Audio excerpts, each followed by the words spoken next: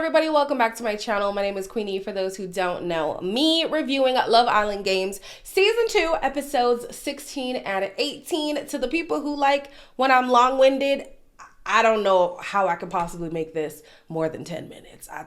I think it's going to be short and sweet. So before I get into it, please make sure to like this video, subscribe and hit the bell, and leave a comment down below. I did not say thank you for 72K. I think a lot of that had to do with Love Island Games. So thank you so much. If you are still watching and you're wondering what else is going on over here, talking about Married at First Sight UK and Love is Blind, but not on this channel, on Reality Recap. So you can find that recap on Tuesdays over there on Reality Recap. Let's get into episode 18, okay? So I forgot that we were on a cliffhanger. I don't know why. That's why I was not in a rush on Friday. I completely forgot about the cliffhanger.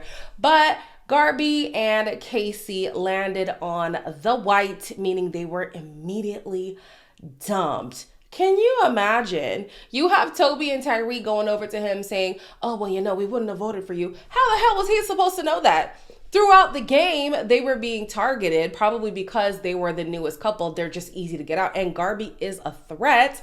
They had no faith in the Islanders saving them at all. I think if they did think objectively, Johnny and, what's her name?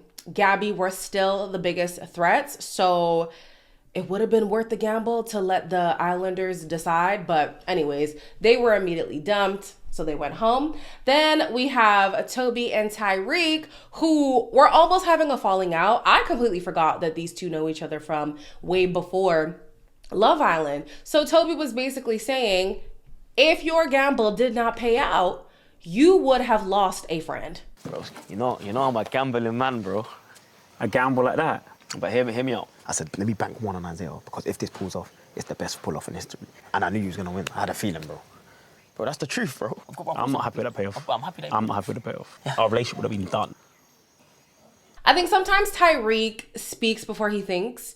And yeah, okay, maybe, you know, you love to gamble, but your friend clearly just embarrassed himself because this game means a lot to him. For you to then put his game in jeopardy like that when he wouldn't have done that to you is crazy. When he is talking to Josh and Toby, not Josh, sorry, Johnny and Toby at the same time, Johnny's like, you know what, fair is fair. If you couldn't pick between the both of us and you have to make it a draw, that's fine. But seeing that he's been friends with Toby from childhood, forget fair. I'm your friend. Like, you look out for your friend. That's the thing with Tyreek, man. Sometimes he just be putting things in jeopardy. Like, even the way that he was treating Ella on the show, you could tell he wanted to be with this girl, but like, he couldn't do the thing to make good for his relationship. He always has to do the, oh, what's the sneaky thing? What's the...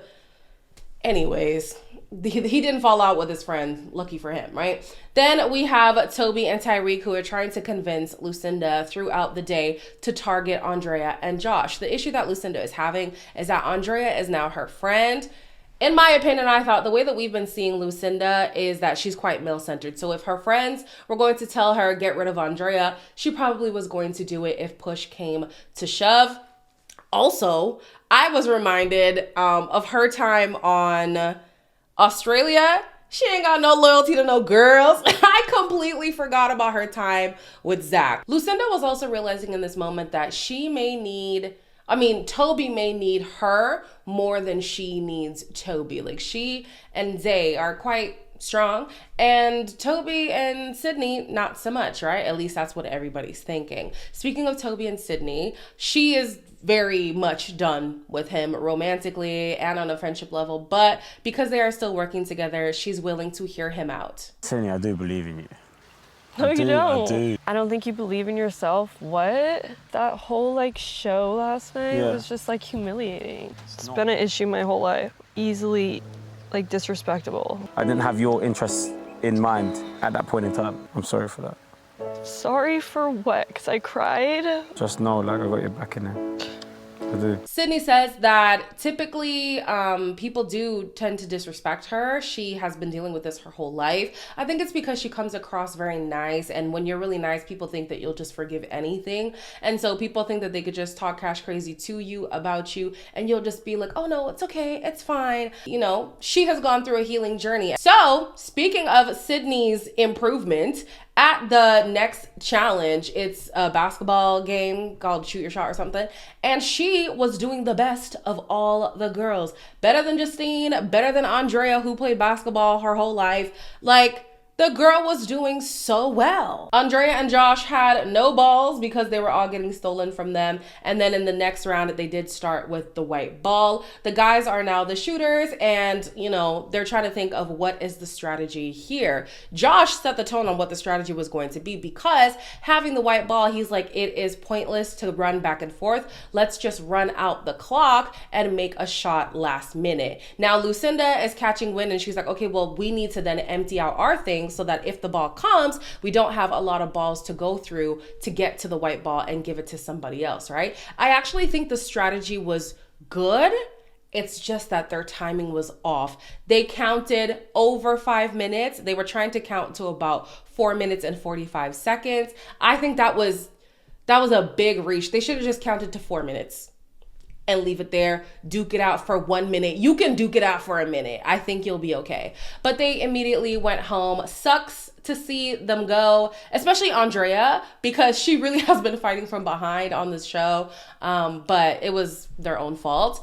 And then Josh actually does talk about how hard it has been being back on Love Island because of the loss of his sister. And I'm like, I'm glad that they brought it up because you could tell he had a chip on his shoulder. And he does explain that he did come on Love Island for her. So losing her while on Love Island was hard to deal with. Coming back and she's not around is still hard to deal with. But yeah, these two went on After Sun and Andrea immediately friend zoned him. I just got out of a relationship, so I was like, games, games, games. I felt the same way. I mean, I came here to win. I came here for the games. What's next? To me, it kind of feels like right person, wrong timing. I am not the type to serial date. We still are gonna be friends, still get to know each other. You'd never know, something could blossom. He was leaving the villa talking about, you know, we live close to each other. We might be able to hang out or something. And she's like, yeah, we can hang out as friends. I just came out of something and I'm not a serial dater. The streets are saying she never left that man. Is that true? I don't know. I'm just reporting what the streets said.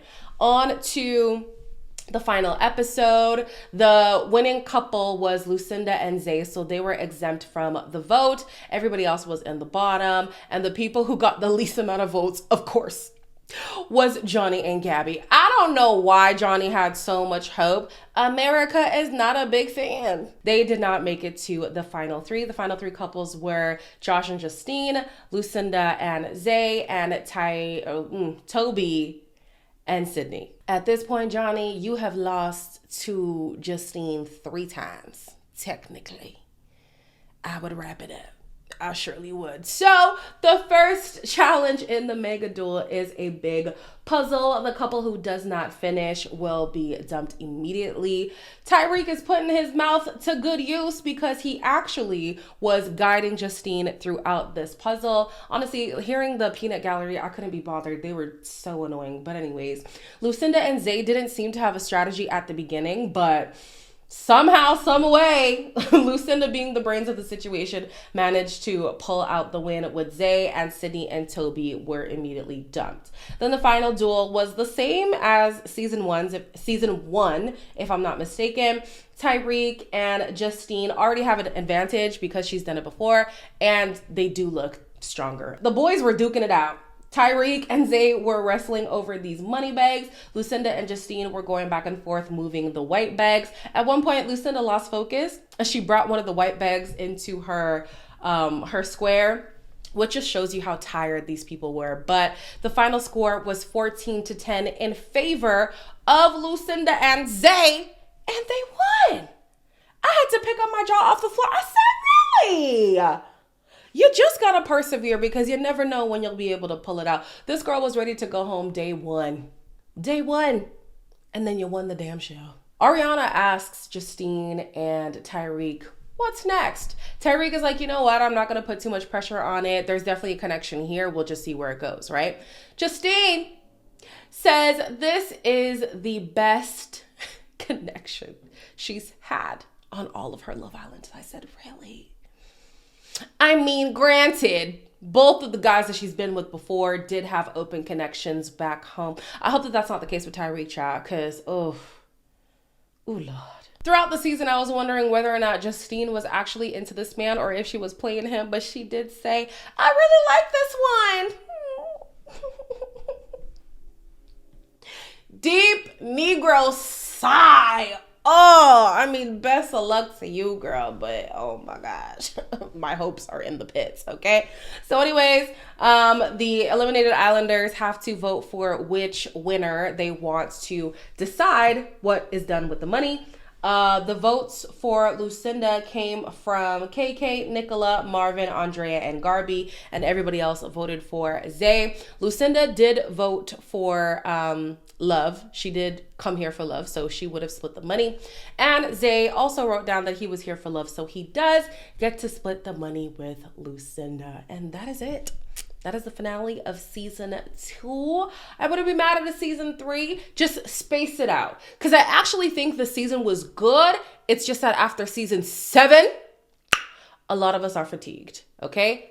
That bunch of people in particular exhausted the life out of a lot of us. So, yeah, we were all Love Island out at this point. But I enjoyed. You guys let me know your thoughts on the season down below. As always, like, comment, share, and subscribe. And I'll see you in the next one.